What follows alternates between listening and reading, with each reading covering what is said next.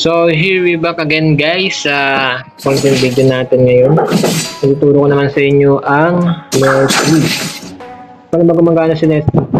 So may makita kayo dito passive na tinatawag na lethal shot. Kada basic attack mo sa kalaban, damage.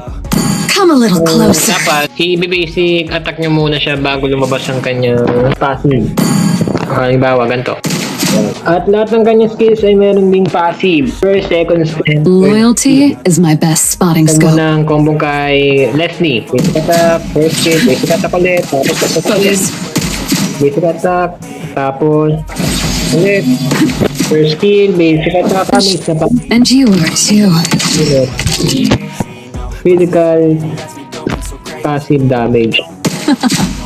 I am Ang payo ko lang sa Leslie ay huwag kayong masyadong harass kapag may kalaban kayo or meron silang tank. And pangalawa, kailangan nyo ng tama na matibay-tibay sa part of lane sa kalaban